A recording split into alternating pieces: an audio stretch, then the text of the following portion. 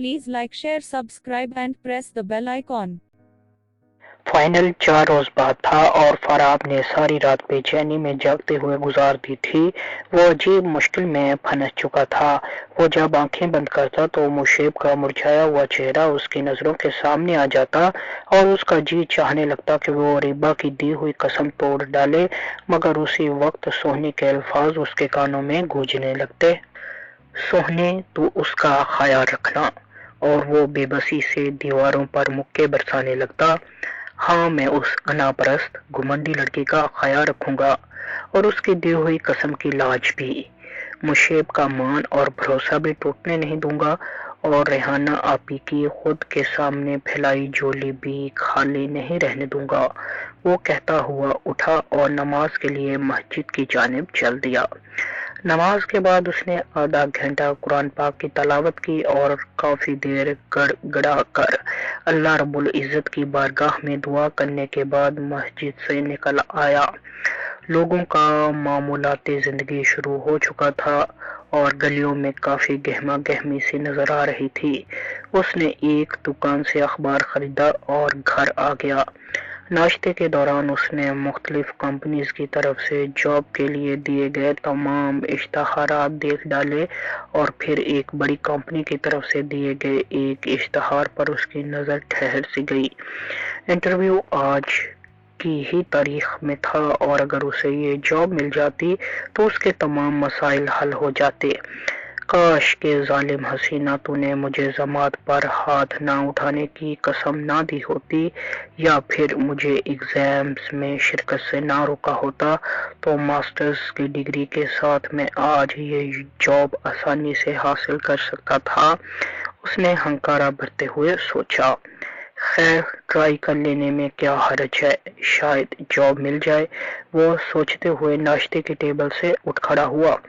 कमरे में आकर उसने चेंज किया, सलीके से बाल बनाए और अपने तालीमी रिकॉर्ड की फाइल उठाकर मुशेब के पास जाकर उसके गाल पर प्यार करते हुए अल्लाह हाफिज कहता हुआ घर से निकल गया।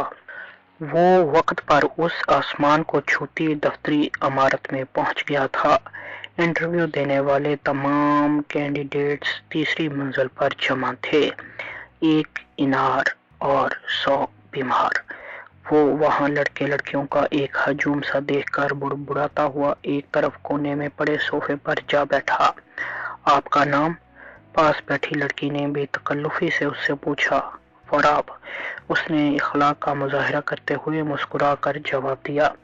मुझे रोजीना कहते हैं। लड़की ने मुसाफे के लिए हाथ बढ़ाया। आपसे मिलकर खुशी हुई। उसने बादल ख्वास्ता उससे हाथ मिलाया। जॉब इंटरव्यू के लिए आए हैं?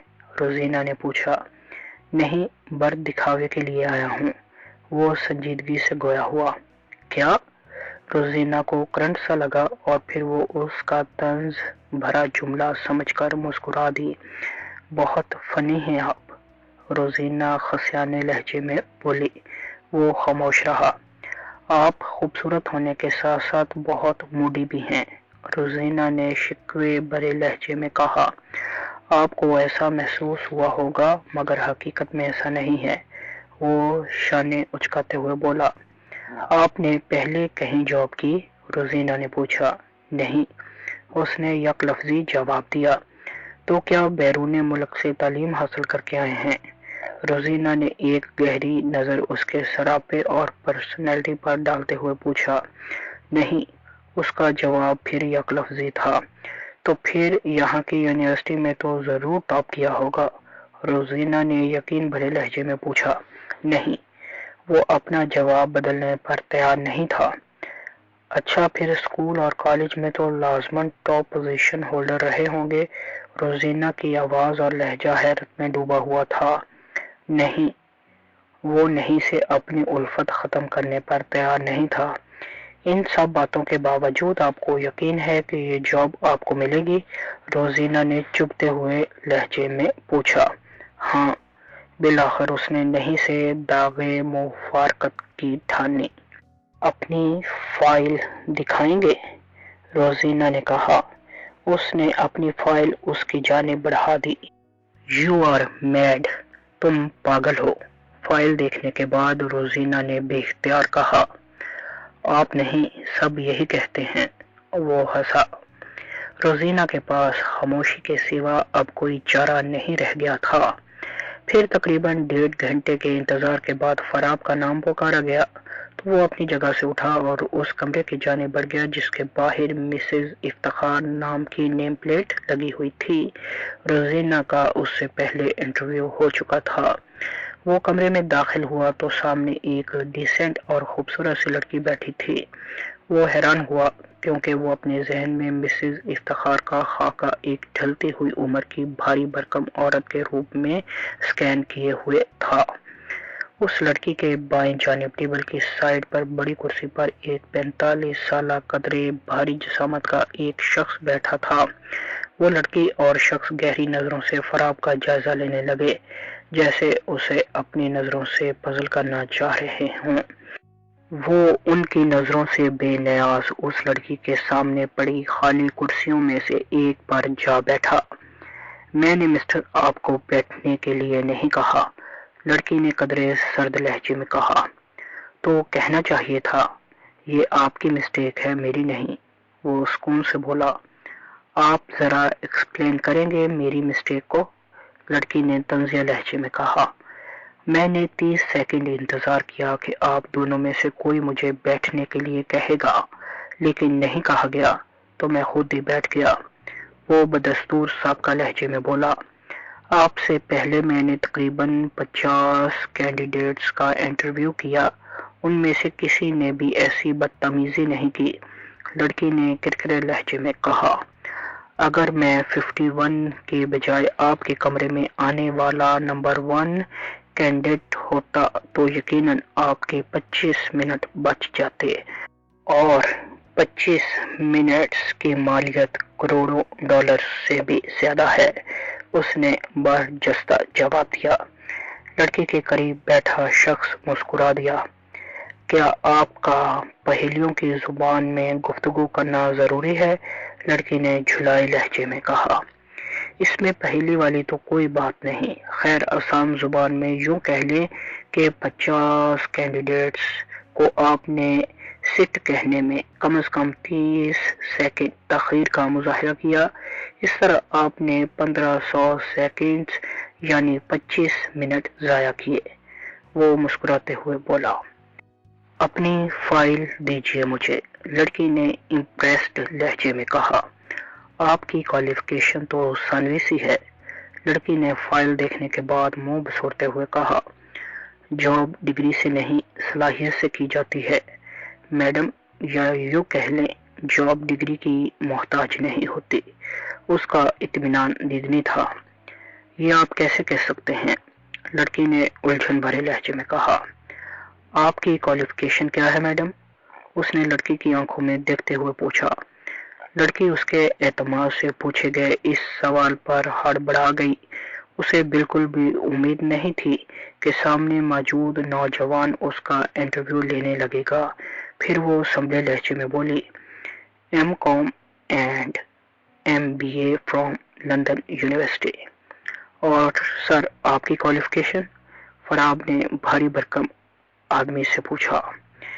M.Phil MBA and PhD in finance, اس شخص نے جواب دیا۔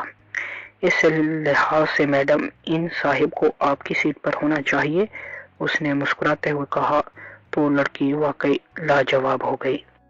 آپ کے پاس تو تجربہ بھی نہیں ہے جاب کا، لڑکی نے ایک اور عذر پیش کیا۔ میری اس خامی کو تو آپ ہی دور کر سکتی ہیں، میں نہیں، اس نے پرسکون مسکراہٹ کے ساتھ کہا۔ کیا مطلب؟ لڑکی نے حیرت سے پوچھا۔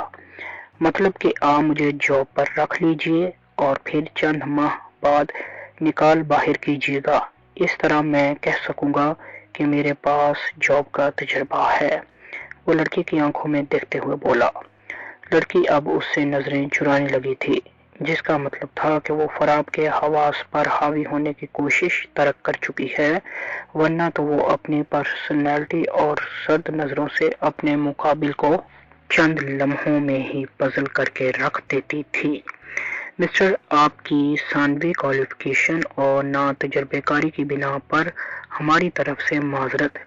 لڑکی نے فائل اس کی طرف بڑھاتے ہوئے کہا۔ نو پرابلم میڈم، اسے میں آپ کی بدقسمتی کہوں گا، وہ فائل پکڑتے ہوئے بولا۔ ہماری بدقسمتی کیوں؟ لڑکی نے حیرت سے پوچھا۔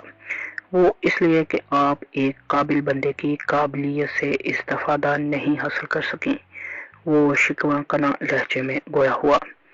آپ باہر موجود بڑی بڑی ڈگریاں رکھنے والے نوجوانوں سے خود کو زیادہ قابل سمجھتے ہیں؟ لڑکی نے طنزیہ اور کاردار لہجے میں پوچھا۔ آپ میری قابلیت کو ان سے کم بھی کیوں کر قرار دے سکتی ہیں؟ وہ مسکراتے ہوئے تحمل بھرے لہجے میں بولا۔ Because they are all hard workers. اپنی دن رات کی محنت سے انہوں نے اپنی قابلیت ثابت کرتے ہوئے بڑی بڑی ڈگریاں حاصل کی ہیں۔ لڑکی نے اس کے سکون بھرے لہجے سے زچ ہوتے ہوئے کہا۔ اٹس مینس کہ آپ کے نزدیک ہارڈ ورکر اور سمارٹ ورکر میں کوئی فرق نہیں، وہ مسکرایا۔ آپ کا ہر جواب سوال پر مبنی کیوں ہوتا ہے؟ لڑکی نے جھلائی لہجے میں کہا۔ دنیا میں سب سے زیادہ ہارڈ ورکر بہت محنتی ڈونکی یعنی گدھا ہوتا ہے، تو اس لحاظ سے سب سے زیادہ ڈگریاں ڈونکی کے پاس ہونی چاہیے، مگر ایک چھوٹا سا آوارہ، قابل نفرت اور مردار کھانے والا پرندہ کرو یعنی کوا اپنے ایک سمارٹ ورک کی بنا پر سیانے ہونے کا خطاب لے گیا۔ ڈونکی کو اتنا محنتی ہونے کے باوجود بھی گدھا ہی کہا جاتا ہے، جبکہ تھرسٹی کرو کی سٹوری چھوٹے چھوٹے بچوں کو بھی کوے کے سیانے ہونے کا پتہ دیتی ہے۔ وہ مسکراتے ہوئے بولا۔ آپ مثالوں سے ان ہارڈ ورکر کینڈیڈیٹس کی ڈگریوں کی وقت کو کم نہیں کر سکتے، لڑکی نے کہا۔ میں ان کی ڈگریوں کو بے معنی قرار نہیں دے رہا، وہ اطمینان سے بولا۔ پھر آپ کا مطلب کیا ہے؟ لڑکی نے الجھے لہجے میں پوچھا۔ کچھ لوگ اپنے سمارٹ ورک سے خود کو ہارڈ ورکر ثابت کر دیتے ہیں، اس نے زیر لب مسکراتے ہوئے کہا۔ پھر پہلی؟ لڑکی کرسی کے پشت سے سر ٹکاتے ہوئے کہہ گئی۔ نعیم صاحب، آپ بات کیجیے، لڑکی نے بھاری بھرکم شخص سے کہا۔ مسٹر، آپ مثال سے سمجھائیں گے؟ نعیم صاحب نے کہا۔ بات ہو رہی تھی کہ میڈم دوسرے امیدواروں کے پاس صرف ڈگریاں ہونے کی بنا پر انہیں ہارڈ ورکر قرار دے رہی ہیں اور ایک منٹ، آپ باقی کینڈیڈیٹس کو ہارڈ ورکر قرار دے رہے ہیں یا سمارٹ ورکر؟ لڑکی نے اسے ٹوکتے ہوئے چونک کر پوچھا۔ سمارٹ ورکر، اس نے مسکراتے ہوئے جواب دیا۔ اوہ مائی گاڈ، میں سمجھتی رہی کہ تم خود کو سمارٹ ورکر کہہ رہے ہو۔ مسٹر، تم ہو کیا چیز؟ لڑکی نے اپنی پیشانی مسلتے ہوئے کہا۔ جی آپ درست سمجھ رہی تھیں، اس نے کہا تو لڑکی ہونک زدہ سی ہو کر اس کا چہرہ تکنے لگی۔ تم واقعی عجوبہ ہو، لڑکی نے بے اختیار کہا۔ مسٹر، آپ کی یہ پہلی بات ہے جو میری سمجھ میں بھی نہیں آئی۔ نعیم صاحب کے لہجے میں الجھن تھی۔ سر، میرا مطلب ہے کہ میں ہارڈ ورکر بھی ہوں اور سمارٹ ورکر بھی، اس نے کہا تو نعیم صاحب کھلکھلا کر ہنس پڑے۔ بہت خوب مسٹر انیکلی، آپ واقعی لاجواب ہیں، نعیم صاحب نے ستائشی لہجے میں کہا۔ نعیم صاحب، مانا کہ میں ابھی کم عمر اور آفس ورک میں ناتجربہ کار ہوں، لیکن اس کا یہ مطلب نہیں کہ آپ دونوں مجھے ایسی فلسفیانہ گفتگو کر کے بیوقوف بناتے جائیں، لڑکی نے ناراض سے لہجے میں کہا۔ میڈم، آپ نے مجھ سے پوچھا تھا کہ کیا میں خود کو یہاں موجود بڑی بڑی ڈگریاں رکھنے والے امیدواروں سے زیادہ قابل سمجھتا ہوں، اور پھر آپ نے ڈگریوں کی بنا پر ہی ان کینڈیڈیٹس کو ہارڈ ورکر قرار دیا۔ میں نے آپ کو ڈونکی اور کوے والی مثال دی۔ اس مثال میں دراصل میں نے گدھے کی تعریف کی تھی، جبکہ آپ ہتک سمجھی۔ اس مثال سے میں نے یہ سمجھانا چاہا تھا کہ غریب و مفلس، مصائب اور مشکلات سے دوچار خاندانی مسائل میں گھرے ہوئے، والدین کی مالی مجبوریوں کی وجہ سے بے بس ایسے اسٹوڈنٹس جو محنتی، ذہین اور لائق ہونے کے باوجود یونیورسٹیوں کی بھاری فیسیں ادا نہ کر سکنے کے باعث بڑی بڑی ڈگریاں حاصل نہیں کر پاتے، تو کیا ہم صرف ان کے پاس ڈگریاں نہ ہونے کے باعث ان کو ہارڈ ورکر نہیں سمجھیں گے؟ اور کچھ رٹے لگانے والے یا والدین کے اثر و رسوخ سے بوٹی مافیا کا بے دھڑک استعمال کر کے بڑی بڑی ڈگریاں حاصل کرنے والوں کو کوے کی طرح گھڑے میں کینکر ڈال لینے کی وجہ سے سیانے اور ہارڈ ورکر سمجھنے لگیں، تو یہ کروڑوں مجبوریوں میں گھرے ہوئے نوجوانوں سے اخلاقی زیادتی ہے۔ اس نے تعصب سے کہا، یہ آپ کیسے کہہ سکتے ہیں کہ ڈگریاں لینے والے اسٹوڈنٹس رٹے لگانے والے، سفارشی یا پھر بوٹی مافیا والے ہوتے ہیں؟ نعیم صاحب نے پوچھا۔ یونیورسٹیز میں 70% اسٹوڈنٹس رچ فیملیز، امیر خاندانوں سے ہوتے ہیں، جن میں سے 20% ہی توجہ سے اسٹڈیز کرنے والے ہوتے ہیں، باقی 50% فیل ہونے والے، سفارشی یا پھر بوٹی مافیا کے ذریعے پاس ہونے والے ہوتے ہیں۔ اس نے تلخ لہجے میں کہا، آپ سفارش یا بوٹی مافیا کی کوئی ایک مثال دیں گے؟ لڑکی نے کھوجتے لہجے میں کہا، فرا دوگر کیس آپ کے سامنے ہے۔ یہ کیس تو کسی طرح اوپن ہو گیا، نہ جانے کتنے اور اسی طرح کے کیسز منظر عام پر ہی نہیں آنے دیے جاتے اور بہت سے اسٹوڈنٹس کی حق تلفی ہو جاتی ہے۔ وہ تعصب سے بولا، یونیورسٹی کے 70% اسٹوڈنٹس کی ڈیفینیشن تفصیل تو آپ نے بتا دی، باقی 30% کا نہیں بتایا؟ نعیم صاحب نے مسکراتے ہوئے پوچھا۔ وہ 30% مڈل کلاس یا لوور مڈل کلاس طبقے سے تعلق رکھنے والے اسٹوڈنٹس ہوتے ہیں، ان میں سے 10% امتحانوں میں رٹا لگا کر پاس ہونے والے، جبکہ 15% آپ کی طرح مثالیں قائم کرنے والے اور 5% حق تلفی کا شکار ہو کر نمایاں مارکس نہیں لے پاتے۔ یہ سب میرا اپنا تجزیہ ہے، ضروری نہیں کہ آپ لوگ اس سے متفق ہوں، اس نے کہا۔ اسی وقت نعیم صاحب نے اپنی جیب سے سگریٹ کا پیکٹ نکالا اور اس میں سے ایک سگریٹ نکالتے ہوئے فراب سے مخاطب ہوئے، مسٹر انیک علی، ذرا ٹیبل پر پڑی ایش ٹرے میری طرف بڑھا دیجیے۔ اس نے بجائے ایش ٹرے ان کی جانب سرکانے کے ذرا سا اٹھ کر ٹیبل کی سائڈ پر لگا بیل کا بٹن پش کر دیا۔ بیل بجی اور چند سیکنڈز بعد چپڑاسی کمرے میں داخل ہوا۔ جی میڈم، چپڑاسی نے دونوں ہاتھ باندھتے ہوئے مؤدبانہ لہجے میں کہا، یہ ایش ٹرے نعیم صاحب کے سامنے رکھ دو۔ فراب نے تہمکانہ لہجے میں کہا۔ چپڑاسی نے ایک نظر سب کی جانب بغور دیکھا اور اگلے ہی لمحے اس کے آرڈر پر عمل کرنے لگا۔ اب تم جا سکتے ہو۔ جب چپڑاسی ایش ٹرے رکھ چکا تو فراب نے بدستور سابقہ لہجے میں کہا۔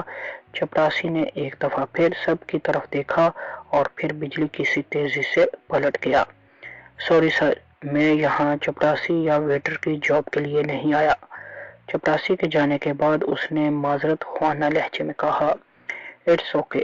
نعیم صاحب نے مسکراتے ہوئے سالم سگریٹ ہی ایش ٹرے میں رکھ دیا۔ آئی ایم امپریسڈ مسٹر انیک علی، آپ اپنی صلاحیتوں کی بنا پر واقعی اس جاب کے حقدار ہیں، لڑکی نے مسکراتے ہوئے کہا۔ اوہ تھینکس میڈم، وہ یقین نہ آنے والے لہجے میں بولا۔ نعیم صاحب، آپ مسٹر انیک کو اپنے آفس میں لے جائیں اور باہر موجود تمام امیدواروں کو بھی مطلع کر دیں کہ سلیکشن ہو چکی ہے، آپ سب جا سکتے ہیں۔ لڑکی نے کہا تو وہ دونوں اپنی سیٹوں سے اٹھ کھڑے ہوئے۔ کمرے سے باہر آ کر نعیم صاحب وہاں موجود تمام لڑکے اور لڑکیوں سے یہ کہتے ہوئے فراب کو لے کر اپنے روم کی جانب بڑھ گئے، مسٹر انیک علی جاب کے لیے سلیکٹ کر لیے گئے ہیں، آپ سب کی تشریف آوری کا بہت شکریہ۔ وہاں موجود افراد میں سے کچھ رشک اور کچھ حسد بری نظروں سے فراب کی جانب دیکھتے ہوئے لفٹ کی جانب بڑھ گئے، جبکہ روزینہ حیرت اور سکتے کے عالم میں اپنی جگہ پر جم سی گئی تھی۔ اسی وقت نعیم صاحب کے روم کی جانب بڑھتے ہوئے فراب کی اچانک نظر رکتی لفٹ کی جانب اٹھی تھی اور اگلے ہی لمحے وہ اس میں سے نکلتی اریبہ کو دیکھ کر چونکا تھا۔ وہ فراب کی جانب دیکھے بنا تیز تیز قدم اٹھاتی مسز افتخار کے روم کی جانب بڑھی جا رہی تھی کہ اچانک روزینہ بجلی کی سی تیزی سے اس کی جانب لپکی۔ فراب کے دل کو یکدم ہی کچھ ہوا تھا، کیونکہ وہ روزینہ کو اپنی فائل دکھانے کی سنگین غلطی کر چکا تھا۔ پھر اریبہ تھوڑی دیر روزینہ سے بات کرنے کے بعد آگے بڑھ گئی، جبکہ روزینہ مسکراتے ہوئے مطمئن سی وہیں کھڑی رہ گئی۔ وہ ایک سرد ہنکارا برتا ہوا نعیم صاحب کے کمرے میں داخل ہو گیا۔ اس کی چھٹی حس کچھ انچاہا ہونے کی اطلاع دے رہی تھی۔ وہ اور نعیم صاحب کچھ اہم معاملات طے کر رہے تھے کہ اچانک پاس پڑے فون کی گھنٹی بجی۔ یس میڈم، نعیم صاحب نے ریسیور اٹھا کر کان سے لگاتے ہوئے کہا۔ اوکے میڈم، میں ابھی آیا، نعیم صاحب نے دوسری طرف سے بات سننے کے بعد کہا اور ریسیور رکھ دیا۔ پھر اپنی سیٹ سے اٹھتے ہوئے بولے، مسٹر انیکلی، آپ کچھ دیر انتظار کیجیے، میں مسز افتخار کے روم میں جا رہا ہوں۔ اوکے سر، اس نے کہا تو نعیم صاحب مسکراتے ہوئے کمرے سے نکل گئے۔ وہ سوچنے لگا کہ اللہ تعالیٰ نے کتنا کرم کر دیا کہ جاب کے لیے وہ سلیکٹ ہو گیا۔ مشیب کے آپریشن کو تقریباً 10 روز رہتے تھے اور اسے یقین تھا کہ جاب پر 4-5 روز باقاعدگی سے آنے کے بعد وہ لون حاصل کرنے میں کامیاب ہو جائے گا، کیونکہ اسے نعیم صاحب اور مسز افتخار دونوں ہی بہت رحم دل معلوم ہوئے تھے اور اسے یقین تھا کہ وہ دونوں اس کی پرابلم سننے کے بعد لون کی درخواست ہرگز ریجیکٹ نہیں کریں گے۔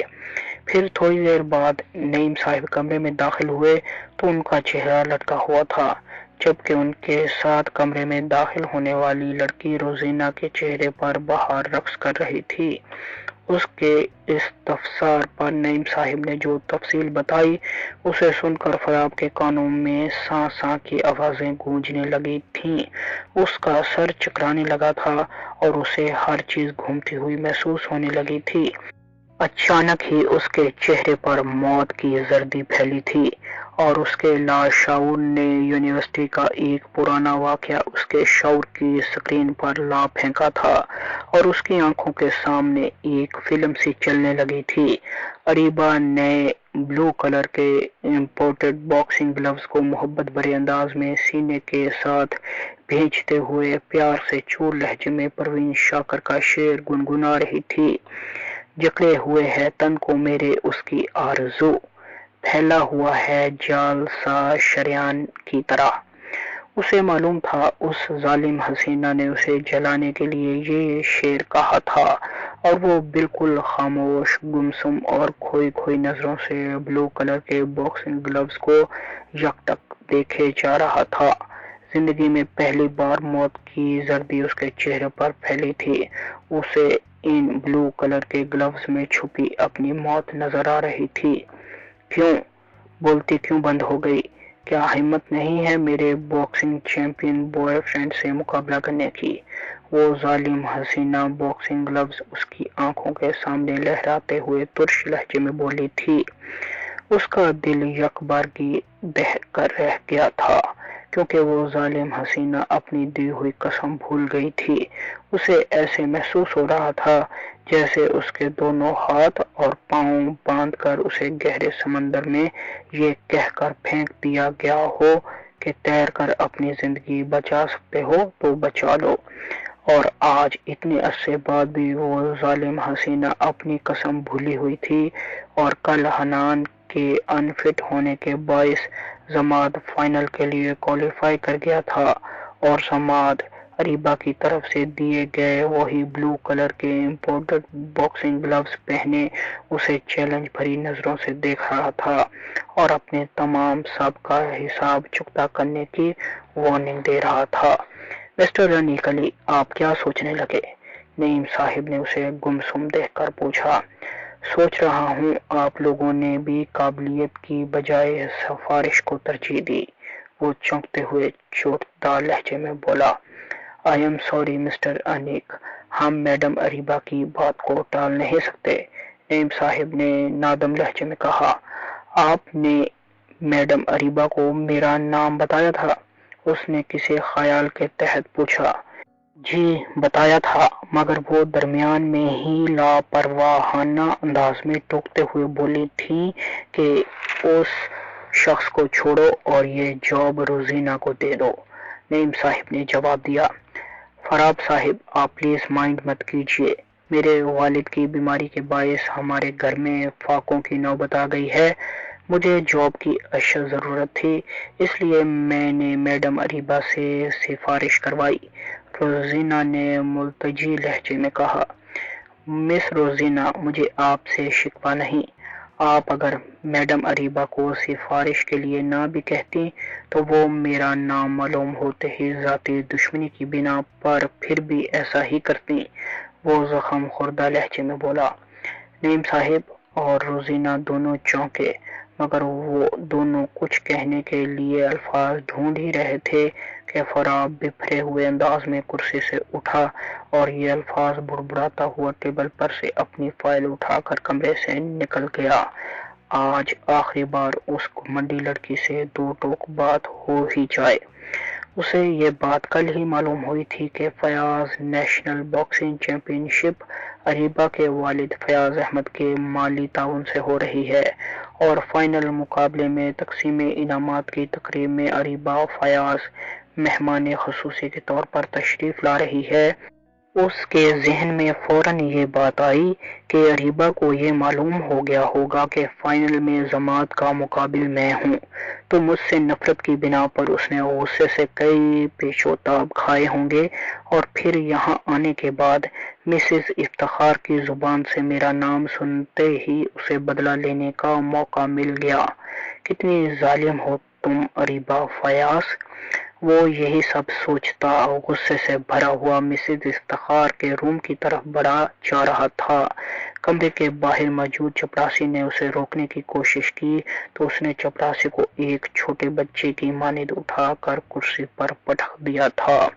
چپراسی کی حیرت سے سیٹی گم ہو گئی تھی۔ وہ دھماکے سے دروازہ کھولتے ہوئے کمرے میں داخل ہو گیا تو چپراسی ہوش میں آتے ہوئے اس کے پیچھے لپکا تھا۔ مسز افتخار نے چپراسی کو واپس بھیج دیا تھا۔ مسٹر انیک، یہ کیا حرکت ہے؟ مسز افتخار نے ترش لہجے میں پوچھا تھا۔ مسز افتخار آپ پلیز خاموش رہیے، مجھے ان محترمہ سے بات کرنے دیجیے، وہ نہایت خشک اور سپاٹ لہجے میں بولا تھا۔ کیا سمجھتی ہو تم اپنے آپ کو؟ پھر وہ اریبہ کے سامنے ٹیبل پر گھونسا رسید کرتے ہوئے غرایا تھا۔ وہ سہم گئی تھی، مگر وہ اس پر ترس کھانے کو تیار نہیں تھا، اس لیے خشک لہجے میں کہنے لگا۔ میں سمجھتا تھا کہ وقت گزرنے کے ساتھ دلوں سے نفرت مٹ جاتی ہے، یہ محبت کی طرح سدا دل میں بسی نہیں رہتی، مگر تم نے میری اس سوچ کو غلط ثابت کر دیا اور مجھ سے نفرت کو اپنے دل میں محبت کی طرح پروان چڑھایا۔ گزرتے وقت سے اس کی خوب آبیاری کرتے ہوئے اسے تناور درخت بنا ڈالا اور اب مجھ سے نفرت کے اس شجر کی جڑیں تمہارے خون میں سرایت کرتے ہوئے تمہاری رگوں میں پھیل گئی ہیں۔ تم ایک انا پرست، مغرور، گھمنڈی، ضدی اور خود ستائشی کا شکار ایک ظالم لڑکی ہو۔ تم نے ہمیشہ میری زندگی کو کٹھن ہی بنایا ہے اور آج تو مجھ سے یہ جاب چھین کر تم نے اپنی دشمنی کی انتہا کرتے ہوئے مجھے کہیں کا نہیں چھوڑا۔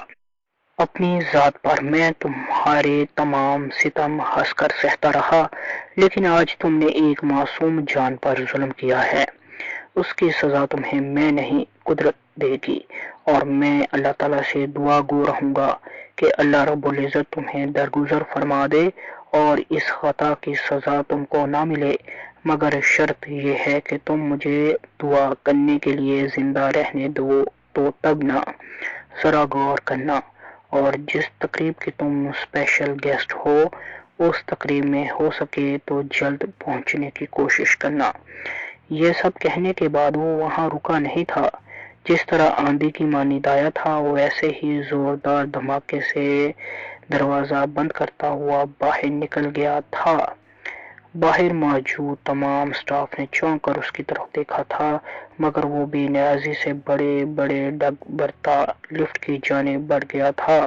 اس نے اریبہ سے یونیورسٹی میں آخری بار ملاقات کے دوران کہا تھا کہ وہ مر بھی رہا ہوگا تو کبھی اپنی ضرورت کے لیے اس کے سامنے نہیں آئے گا، اور آج وہ اس کے سامنے گیا تھا تو اپنی ضرورت کے لیے نہیں بلکہ مشیب کے لیے گیا تھا، اور اس نے ڈھکے چھپے لفظوں میں اس ظالم لڑکی کو اس کی دی ہوئی قسم بھی یاد دلانے کی کوشش کی تھی، اور اسے تقریب میں جلد پہنچنے کا بھی کہا تھا کہ مقابلے کے دوران اسے ضمانت پر ہاتھ اٹھاتے نہ دیکھ کر ہی شاید وہ ظالم لڑکی اسے اپنی قسم سے آزاد کر دے۔